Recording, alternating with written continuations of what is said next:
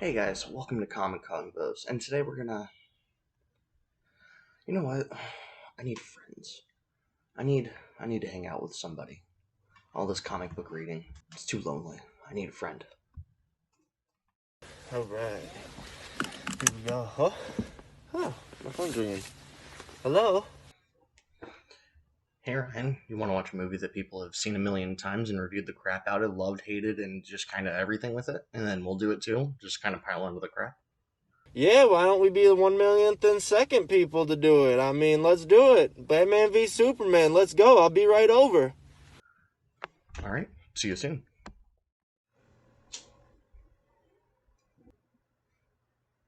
You gotta love that 70s show bit, man.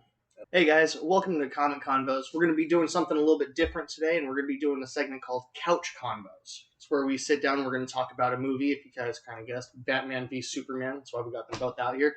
You guys know me, I'm Mordecai. I'm Ryan. Nice to meet you. And we're just going to talk about the movie today. We're going to start a little bit on the characters, then we're going to touch on the tone of the movie, and kind of a little bit of everything, because Justice League, the Snyder Cut, is just a big thing right now, so it's just kind of exciting to talk about. So exciting. we're going to talk about the characters. Who do you want to start with? Oh, Batfleck. Batfleck. Arguably my favorite part of the movie. Batfleck was... I remember there being a lot of controversy before the movie came out, because everybody was afraid of him. They're like, because he didn't do that great of a job with Daredevil, they were just kind of like iffy with him being Batman. Just kind of like how they are with Robert Pattinson right now. I like Ben Affleck, and I think a big part of the reason why is because of the View Askew movies. Yeah, the View Askew movies definitely... So I'm a little biased, but I like Ben Affleck a lot. But I do remember a lot of people were afraid that, this old washed up Hollywood actor. Sorry if you've seen this, Mr. Affleck. We love you. This is from a loving standpoint. But everybody says this old washed up Hollywood actor can't play Bruce Wayne. But here's what then they didn't pay attention to is the fact that the Bruce Wayne he was playing was an old and washed up, rugged, worn down Bruce Wayne. It was, I think it was like said 20. It was like he'd been Batman for like 10 or 20 years at that time. I think it was 20. I really liked his Bruce Wayne. You could definitely tell that he was a little bit more rugged, a little bit more worn down, but he did a freaking awesome Batman. He did a freaking awesome Batman. I really liked his Batman. And you know what's funny is his suit. I wasn't the biggest fan of the suit. The symbol was a little fat for my It was a little chunky. And Affleck said, I saw this in a Looper video actually just this morning, I think. Oh. And it was a Looper video, and they were saying Affleck thought the outfit was really uncomfortable, but for some scenes he had mocap. Oh yeah, that's right. You were telling me about that. And Christian Bale had the complaint that he couldn't go to the bathroom in his suit. Yeah. The thing is that but anyways, the point is somehow it came back to in this Looper video, at least the mocap and the uncomfortable chunky bat suit didn't have nipples. Oh my god, yeah, and I'm sorry, I'm gonna shit on George Clooney for that one for a second, because bat nipples, dude, bat nipples. Why would they allow that to happen on a movie that they knew that was gonna be seen nationwide, maybe even worldwide? I don't know how far. What was that one? Batman Forever? Was that George Clooney's Batman? Batman and Robin. Batman and Robin. Okay, so it wasn't Batman Forever, but they still shouldn't have allowed bat nipples in it. It's funny though, because that Batgirl was in. Val Kilmer's, and Val Kilmer also had bat nipples too. They just don't diss on him as much for it. Because Val Kilmer did a good job. I had a friend. You know this story. Yeah. I'll keep them nameless to protect their safety, because it's going to infuriate, hopefully, a lot of you. She argued that Ben Affleck was the worst rendition of Batman. And I said, you cannot say that he was worse than George Clooney. And she said, absolutely, absolutely he is. I said, nope. George Clooney was not... He at the time, he tried to say that he brought a humor to Batman. Batman's not supposed to be a funny character. No. He's never been a funny character. That's why in The Killing Joke, it was such a big deal that Joker made him laugh. He laughed. And then I would imagine he hit him with the batarang right through the neck. Which, by the way, does not incapacitate. It kills. Batarangs are lethal. We'll touch on a whole Batman thing later. Batman's weapons. That'll be a different video. But that's another thing in this movie about Ben Affleck's Batman is they brought back the fact that Batman does kill. Like, Yeah. you can't. I'm sorry, you can't say in that fight scene with Ben Affleck, you can't say that you could throw a big wooden crate at someone's face and they survive that. It just doesn't happen, especially not with the force that he was using. It was brutal, and I loved it. I loved seeing Batman be that brutal because I don't know why he has a no-kill rule. Superheroes aren't supposed to have a no. I mean, they don't just go around murdering people, but they've never really had a no-kill rule until I think it was the animated series that introduced his no-kill rule, so that way they made it more kid-friendly. Which makes sense, but then don't translate that into your PG-13 movie. Because I'm sorry, 13-year-olds can handle death. Batfleck did kill, and Bale did not. And Bale's Batman movies were across the board PG-13. Yeah, but the darker tone for the Dark Knight, it kind of worked with the way he did it, and it presented him with the challenge and the dilemma of being stuck between. It made for a great narrative. Oh yeah, but you have to feel the crowd, and a lot of people were mad that Ben Affleck killed people, and it's like, no, you can't get used to Christian Bale's Batman. Look at this universe that they're living in, and that's the other thing. Everybody after Christian Bale's Batman were like, no one's ever going to be Batman again. It's like, well, too bad. Ever since 1988, we've had a new Batman every 6 or 7 years. Yeah. Anyways, let's talk about Henry Cavill, Superman. Yeah. Let's talk about Superman for a minute. Nice upper lip, man.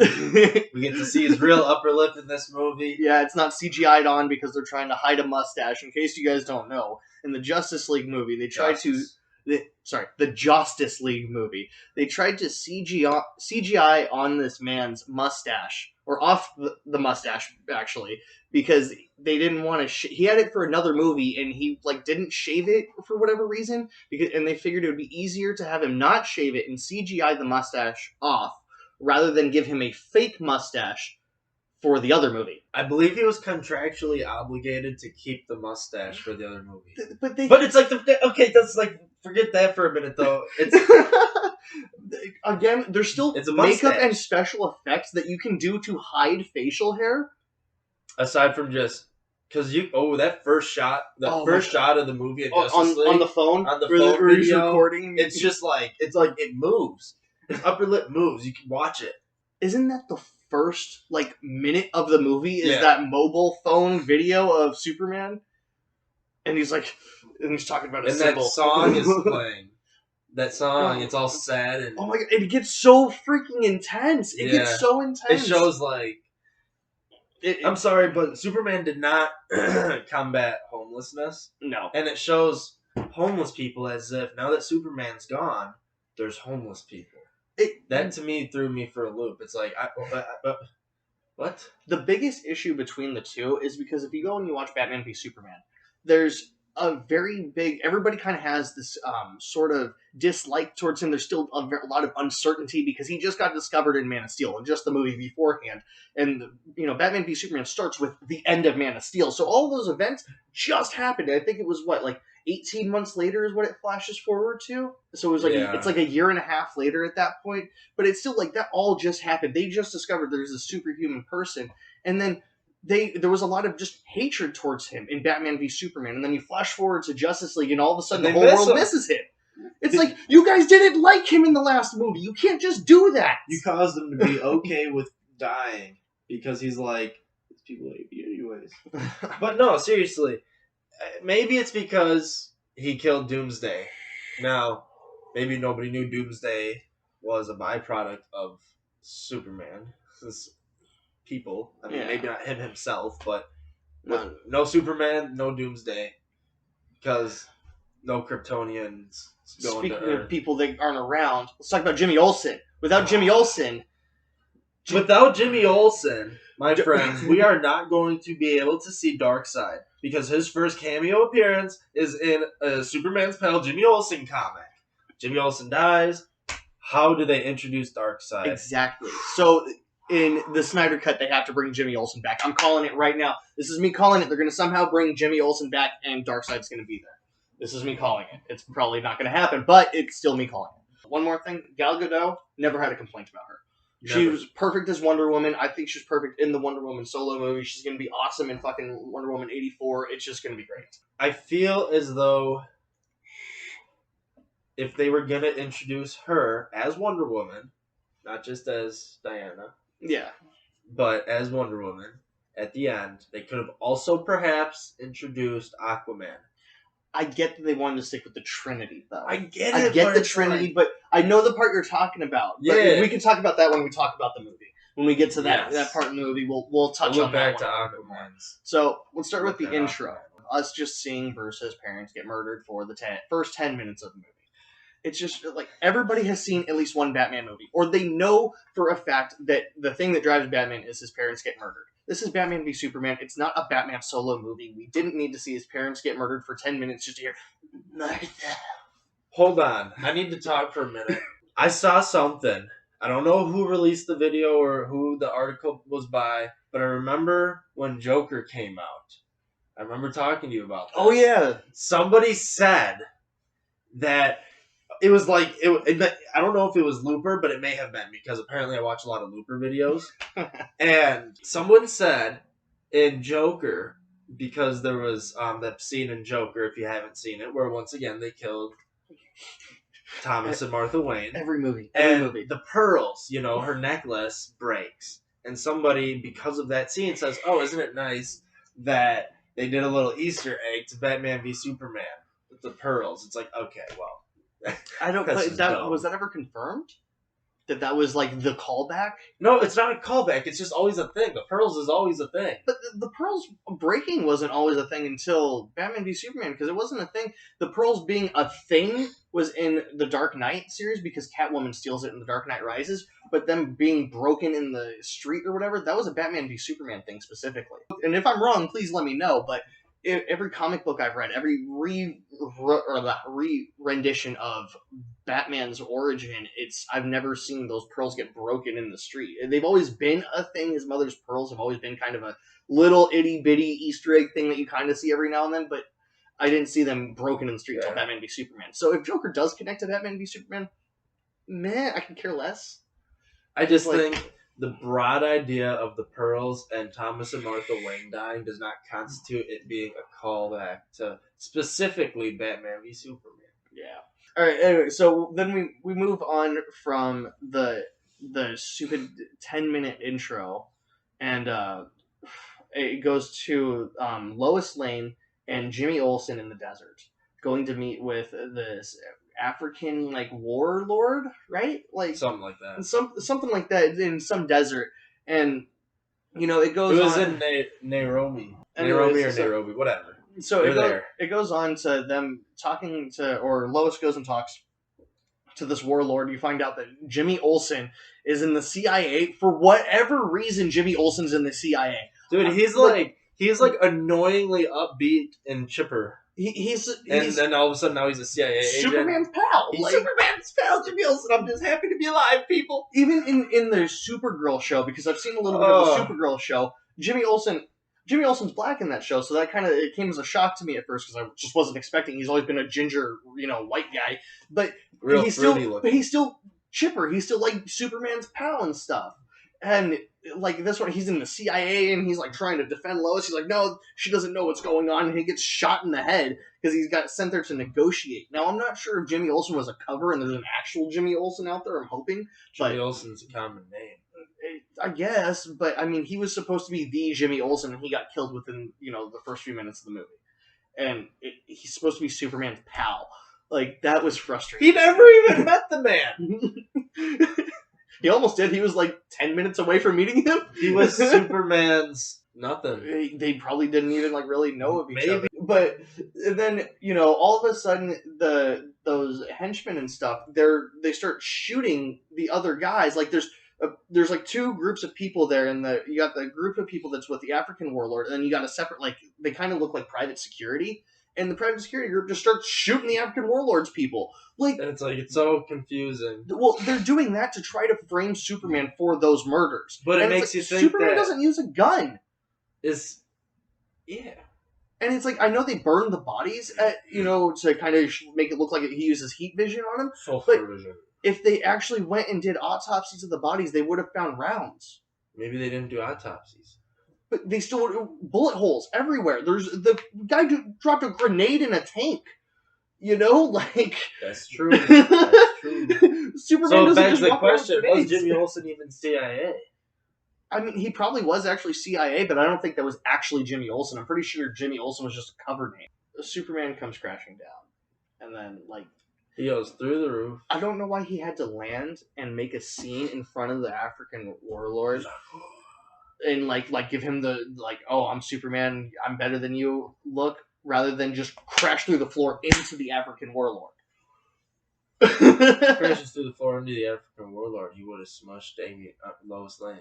No, I guess that's fair. And then you move on, and then like they kind of go through, and you find out that they're trying to frame Superman for everything, and then the stupid bath scene, and then It's so cringy. It's so cringy. Okay, so the scene where he gets into the bath with his like jeans and socks still on, and probably a cell phone in his pocket, maybe his wallet, like. Just I get it. Lois Lane is naked in the tub right in front of you, but like, take your pants off first. Your cell phone, bro. Your cell phone. What about all the cash that you had in your wallet? Like, give me the visual of Superman reaching into his pocket, pulling out his cell phone, tossing it onto the vanity, and then cannonballing into the tub with sexy Lois Lane. The super extended edition. Super extended edition. He goes through all of it. Maybe he's got to take a leak before hopping in too. Oh man, show me some realistic shit. We got to touch on the fake eggs. Oh my god! On the fake eggs in the middle of this movie. This was a massive, multi-million-dollar movie. It was like a huge production. This was a blockbuster movie. Like it came out in summertime. I remember when I went to go see it. I saw it summer in release, and they couldn't afford real eggs. They couldn't afford real eggs. Dude, they could have just told any intern on the set, hey, you want to be on the director's good list? And he's like, yeah, I'll do anything. He's like, I need you to go down the road. There's a holiday station. Walk in, buy any carton of eggs, bring them back. You can keep 10 of them because you're paying. We just need 2. But instead, they sent a production guy to a toy store and said, find me 2 fake eggs. I bet you anything, it was probably some director had their kid on set that had these toy eggs, and like, we don't have eggs for the scene. We're like, oh, perfect! And they just grab these fucking. And meanwhile, this kid is screaming because you took her toy. Man, I don't know if it was supposed to make us focus more on like Henry Cavill's abs at that point, because there's like an ab shot, but also these eggs were kind of like in the background. But those eggs are so glaringly, obviously fake, and nobody talks about it. No one talks about it. And it since the first time I saw the movie, it's drove me in absolute insane. And eggs are so cheap. Like, is it just us that noticed the fake eggs? The fake eggs is so it takes you out of the movie. Bad. It takes me out of the movie because you had to get fake eggs. They got fake eggs from somewhere. Why not just get real eggs? They're easier to get. You can go to any gas station, Cub Foods. That's our local. I don't even know. They don't even have to be good eggs. They don't even have to be good eggs. It's not like you're eating them. You're not actually eating them. It could be eggs from the bird nest outside or birds of prey. They had a real eggs. You could see the splatter of the grease. Yeah, and it wasn't chicken eggs because Margot Robbie's allergic to actual chicken. That's right. It was a big old. It was like duck eggs. It was like a ostrich egg. No. Oh, no, it was not an ostrich egg. Those are huge. You ever see Rob no. Dyrdek's Fantasy Factory? He drinks one on. Oh God, at one point. That's disgusting. But anyways, these eggs are just they're so just fake, and it's just such a big problem in the movie that we had to take a whole chunk to just talk about these freaking eggs. Because you mean to tell me that you think that it looks good for Superman to look like a child, to look like a child playing in the kitchen? You think that's a good idea for Superman? Oh my God. Anyways, I don't think so. Anyways, let's move on to the next part. But just if you ever watch this movie, you have to look for the fake eggs. But then, so after that, that's stupid. We flash over to Batman, And Ben Affleck's kind of isn't that when you find it he like wakes up next to some chick and then just immediately starts popping pills and drinking. Yeah, which is funny because it's like a few months prior that was Ben Affleck's life, but then there's like a whole bunch of disposition that happens in between. It's a 3-hour long movie, mind you, so we're not going to be able to keep track of all of this chronologically. Some of it's going to get mixed up. We've seen this movie a million times, and I still can't keep it all straight in my head. So it's like, I know at some point Lex Luthor finds kryptonite because some kids found it out in the middle of the Indian Ocean or some crap. yes, it says somewhere in the Indian Ocean. Yeah, it's literally on the screen and somewhere. It looks real tropical. It looks real nice. So Lex is grabbing the kryptonite, and he's apparently shipping it through, and then that's when Ben Affleck or Batfleck goes and murders fucking people to try to get this kryptonite. It ends up getting to Lex's facility anyways, and then Batman just breaks in anyways. Like, there's so much. I thought the part where he's fighting a bunch of people to try to steal it is a dream sequence. No. Oh. No. The dream sequence is in the desert. Oh, yeah. When then he sees the parademons. Yeah, but when he's actually fighting them, and you see right. the Omega symbol in the background for Darkseid. I mean Darkseid. DC's Thanos. But we're never gonna actually see Darkseid without Jimmy Olsen. Wait. Maybe they'll count that as his cameo. That little Omega symbol. They'll count that as Darkseid's cameo. And Jimmy Olsen was in that movie. It was within a few scenes of Jimmy Olsen's bit in the movie. Yeah. So. We'll get to that dream sequence in a minute too. But so you have Batman murdering people to try to get the kryptonite. Mind you, Batman is on their tail trying to get this kryptonite. Goes and fails at it because Superman messes him up and tells him to. He's like, "That's right. Tell me, do you bleed?" Whatever. Like, Superman probably doesn't know if he bleeds, so he doesn't know how to answer the fucking question, so he just fucking flies away. I never have. Oh, so I guess it's worth it. Right? Like, can I just scratch too hard or something? I mean, can Superman make himself bleed? Like, what if he gets eczema and he starts scratching real bad? Or, like, when he was a kid, what if he got chickenpox? Does Superman get sick? I don't think Superman gets sick. Yeah, would his Kryptonian might block out the flu? If he gets the cold, he just goes out in the sun and he's better? Like, I smell everything. That would be a horrible superpower.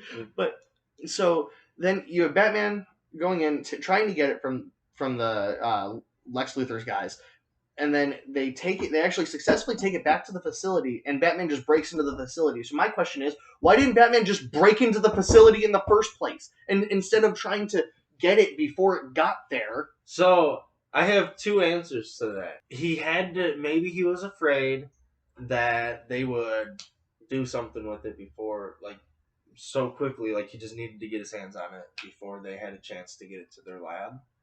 But at the same time, isn't breaking in to a lab and stealing something kind of Batman's specialty? So why wouldn't he just wait until it's there and just make that plan A?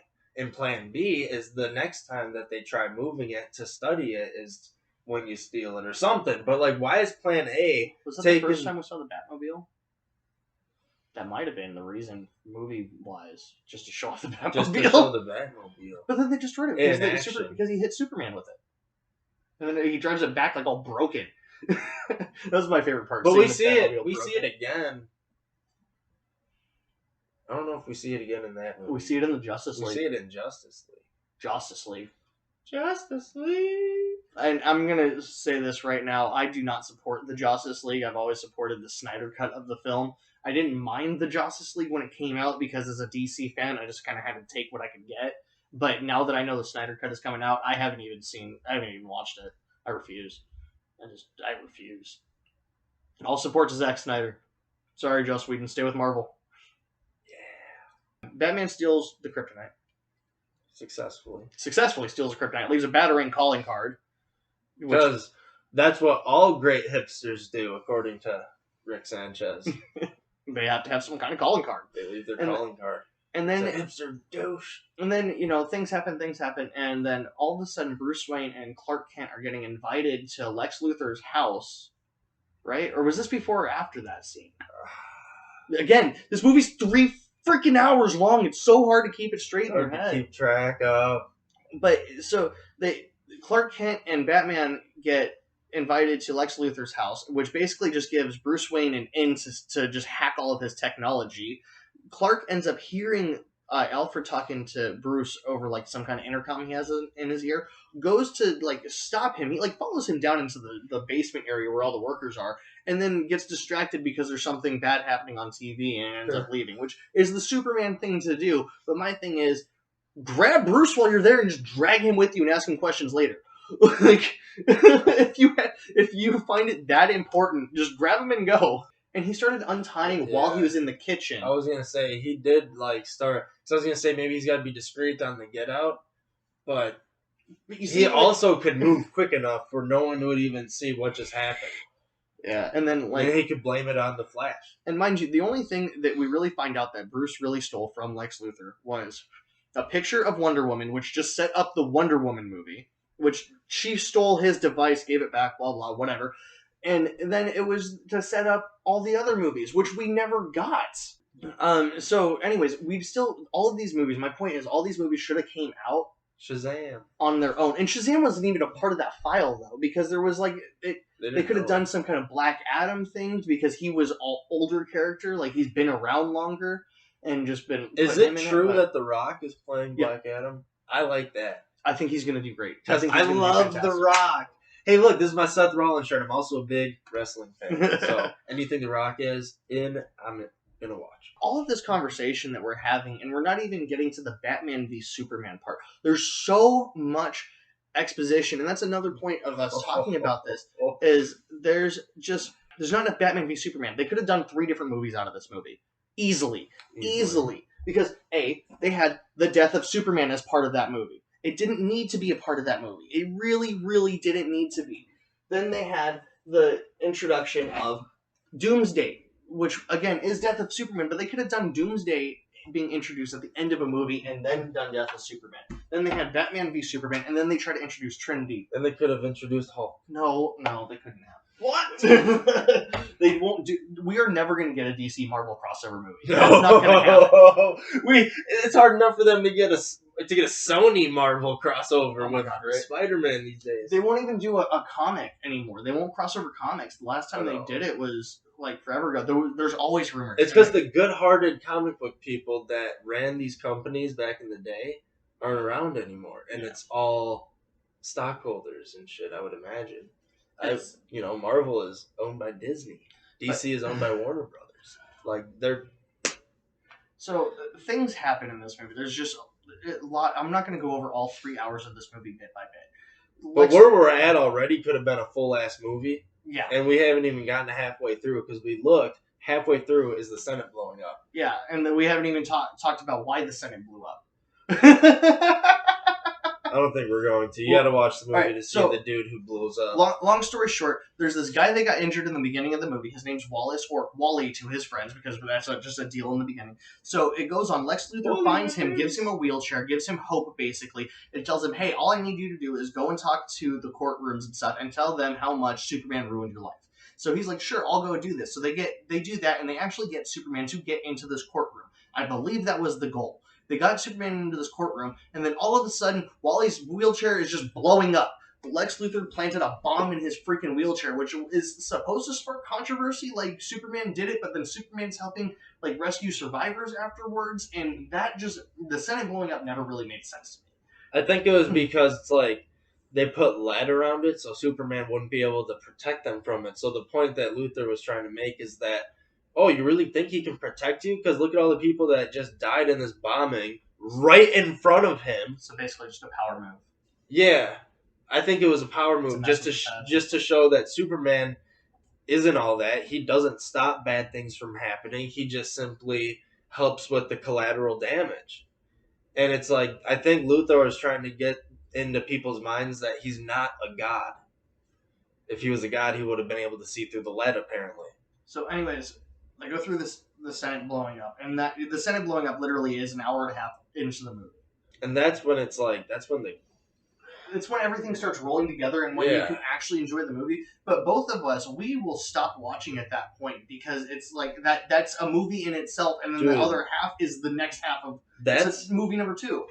It's a marathon to get to to get to the Senate. Sometimes it takes me days to get through that movie. Not that it's a slow movie, but there's no. I mean, it's a slow start. Just like any movie, the start is always a little bit slower. There's actually an action scene at the beginning, some they could have done dead better. bodies, some gunfights, but then a lot of what I would call movie politics. They could have done better by giving us a Batman movie before Batman v Superman.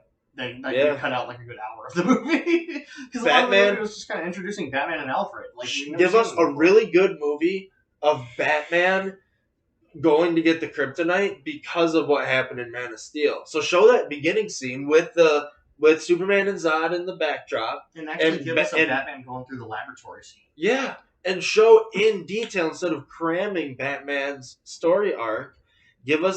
Show us a good hour, 52-hour movie, maybe a little bit more. I don't know how long movies are these days because it seems like all the movies coming out are 3 hours.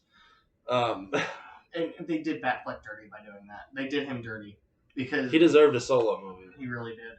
He deserved a solo. Then we move on. Just so much happens in between that and then getting to actual Batman v Superman. So let's start talking about the fight now between the two. And mind you, we're skipping like an hour of movie discussion that we could be talking about. I just don't want this video to run as long as the movie. Yeah, right. Because we've already been talking for a minute. All right. So, the fight. You get there. You got Superman, or Lex took Superman's mom. Which, in all reality... Is his mom's name also Martha? Yes, his mom's name was also Martha. In all reality, Superman should have been able to rescue his mother in 0.2 seconds flat. Yeah. Like, it's just... Superman is faster than a speeding bullet. Like... Yeah, and so he probably could have. He gives Flash a run for his money. That's why them racing is so popular. I loved at the end of Justice League. Yeah, that was a fantastic. But we'll see. Was that a Snyder part? That was probably a Joss Whedon thing, to be honest, because that was a little too lighthearted for Snyder's universe. And it was an end credit scene. It was an end credit scene. It had to have been Whedon. I didn't think of that. Son of a bitch. That had to have been. Anyways, so you got Lex did the dumbest thing in the world, and he kidnapped Martha, Superman's mom. So that's part of the movie. Then Superman goes to confront Batman, and for whatever reason, doesn't get the words out. Like, I know Batman's throwing stuff at him, but it's like... You're Superman! Just fucking say what you have to say. He keeps walking up to him. You don't understand. Then help him understand. And stop using that deep voice. Batman's like a baby. You have to coddle him. You gotta be like, Bruce, come here. I know, they have a mother. Don't be like, you don't understand. Because then Bruce is like, puts his tail between his legs and starts fighting back. But then Bruce just continuously starts beating on Superman, shoots him in the face with kryptonite gas, gets a couple good licks in, and then Superman just starts wrecking Batman's shit again until Batman shoots him with another gas kryptonite fucking bullet. And it's like, that's his move. That's his one move, the whole fight. But how great is it when Batman's like, boom, boom, boom, and then it's like, ting. Yeah. And he backs up, he's like, he puts his hand up. He's like, oh god. Oh no! Like, oh, because at that point, you're just like, oh, yeah. There's a very good chance that I could die right now. And at that point, he didn't know how long it was going to last. He didn't know if he completely had the upper hand or what, because at that point, nobody knows what Kryptonian physiology is. Right? He's like, I know it weakens him. But then you get Batman smashes a bathroom sink over Superman's head at one point. Grabs this kryptonite spear that he just so happened to plant at a random spot in this building and brought the fight back to that spot because he's Batman or something. I have an issue with that. He used everything, including the kitchen sink. Yes, bathroom sink. Yes, he used everything, including the bathroom sink. Including the sink, people. And so he fucking smashes Superman over the head with a sink, and then all of a sudden he's like, "You letting them kill Martha? Why did you say that name?" And he just starts screaming, and then Lois comes running out of nowhere because Lois has been off doing her own fucking thing. Where has Lois Lane been? It's his mother's name.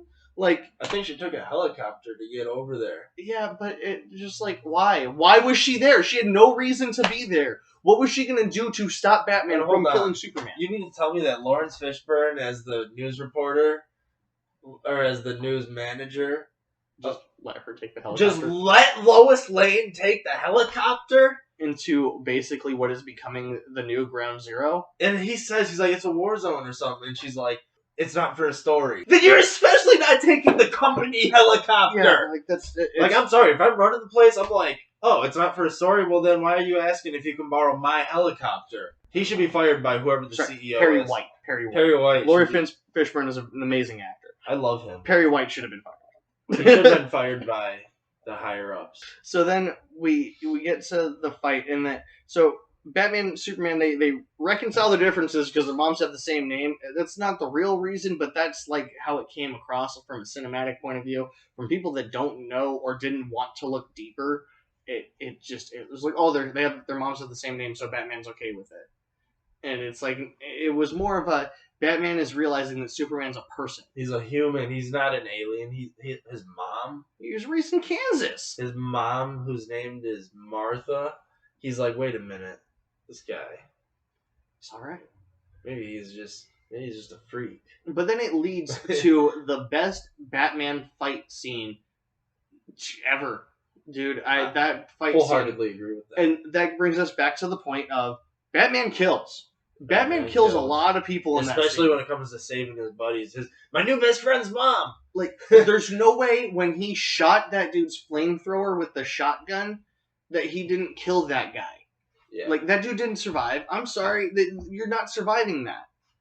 Like, he had to jump on Martha to keep her safe, and that dude was wearing the flamethrower. There's no way. He's dead. He killed him. And he's just some gang member. Well, not even a gang member. He's just like a mercenary, I would say. Yeah. So it's not like he has some flame-proof suit on. He's probably wearing clothes like this. Yeah. It's just a street game. Maybe a Kevlar vest because it was more of a maybe a bulletproof, hitman, you know, but not no flame-proof. no, and he wasn't wearing anything on his face. Yeah. And then you get a crossbones looking. But guy. and at this point, you would think that we're concluding the movie. Nope, No, there's more. No. Then all of a There's sudden, still like 30 minutes left. Lex Luthor's making Doomsday. Because why the fuck not? Because that's another thing that could be its own movie. It has been its own movie in the animated universe. It's been its own graphic novel. Ooh. The first appearance of Doomsday, Louise Simonson, one of my favorite comic book writers. I saw, if you ever watch a Superman documentary, I don't know what it's called. Just look up Superman documentary. She cries. She literally cries while telling the story of when she was writing this story because of how it's a great comic story. And it should have been its own movie. That's what I'm trying to get to is Louise Simonson, the amount of effort and emotion she put into this story to get crammed into the last 30 minutes of an already crammed up movie. Disrespect. Yeah. And then, but that also crams in Dan Jurgens, Yes! Death of Yes! Superman. Yes! It crams in the death of Superman right there because they kill Superman. And I'm sorry, the way they did it could have been better. They should have done the whole, he takes Doomsday up to space, crashes back down, killing Doomsday and himself. Yes. Doing the ultimate sacrifice. But they had to bring that kryptonite spear into it somehow. Yeah. And he, instead of javelining the damn thing a football field away like Superman could, he Easily. takes it because it, and you would think, oh no, it's kryptonite, he can't throw it. No, if he's flying with the spear, flying using his power to use this spear, he could have thrown it. He could have thrown it. He could have thrown it easily. Probably harder than what he could have thrown it into. I'm sorry, Wonder Woman's in the movie at this point. Hand it to Wonder Woman and have her do it. Hand it to Wonder Woman because you hand it to She's not weak. She blocked Doomsday. When her first appearance and then as Wonder Woman in the movie, she's like boom and blocks that big blast that probably would have killed their heroes, and she saves the day. Yeah, and you can't tell me that she can't be the stupid one. line. Is she with you? I choose with you. Bruce, verse. She didn't come here and ask you guys if you were together. She just came to help fight the monster. Right. Why do you have to be with somebody? And my biggest issue with all of these movies, including hold on, before I get into that, let's conclude the movie real quick. You have Doomsday, they're doing the fight, Superman sacrifices himself, stabs Doomsday through the chest with a kryptonite spear. Doomsday stabs Superman through the chest with his decapitated hand. With his lopped off hand that Wonder Woman cut off, and it turned into like a bony spike, so he stabs Superman through the chest. Boom, death of Superman. That's how that happens. And then, of course, at the end of the movie, they have to do the little fucking rock lift thing to show that Superman's still kind of alive, because we didn't know that, or because that wasn't also one of the biggest events out there, was the return of Superman. Which, mind you, how many issues apart is the death and return of Superman in the comics? Hey, how many parts is the return? No, how many issues apart is it? Because it's not many. It's like 75 is the death, and I think it's not 2 issues later, which is what the movie would have you believe. They made it seem like it was just a part of the same story, and it's a part of the same overlying arc, but it's not. They're further apart from each other.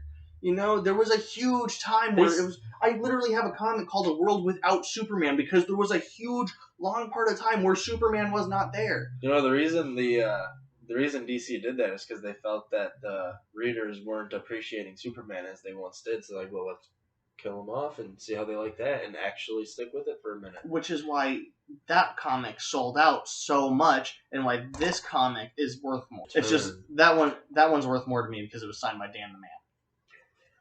Dan Jurgens. He's a great dude. He's always around Minnesota, and he's so nice. If you're happening to watch this video, Dan, just know that we love you, man. We've met you in real life. I was super excited. I have He signed it for free. He signed it for free. And he was just happy to do it. He was just so happy to sit there and talk to us because he just loves his fans. Dan the Man is just a cool dude. It was a pleasure to meet him. But anyways, basically the death of Superman, that's the end of the movie. And this is going to be a long video, but the movie's 3 hours long. So if you want to watch it for yourself and don't want to just hear our dumb analysis of it, go ahead and watch it for yourself. You can probably find it at Walmart for like $5. Something like that. $5 is probably more like it. In that little $5 bin that they have. I got mine on Black Friday for like $3.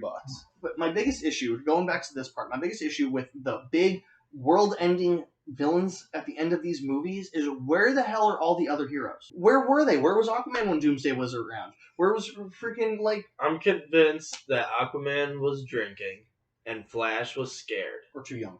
Or didn't have his powers yet, because he wasn't born with his powers. That's right. But my thing is, Space Sector 2814, Green Lanterns... Where the hell was Green Lantern when Doomsday was walking around? Like, I read Green Lantern comics. I love Green Lantern comics. He's one of my favorite heroes. Even if Hal Jordan, Jon Stewart, even if no humans were a Green Lantern, that's still part of Space Sector 2814. If they had a Green Lantern in that sector, Adam Serv probably would have been it at this point, or Sinestro. Yeah. They should have been there. I'm pretty sure that concludes our rant, our long rants. Hopefully I made this video a little bit shorter than the original cut. I'll do an extended cut. Oh, we should do an extended cut and a theatrical cut. Keep your eye out, folks. I'm not doing that. I'm not letting people see all of our dead air. Our dead air was just kind of sitting here. Man. You got a drink at one point. Yeah, just like... but that'd be funny. But anyways, that's our review of Batman v Superman. But it was a longer video than it should have been.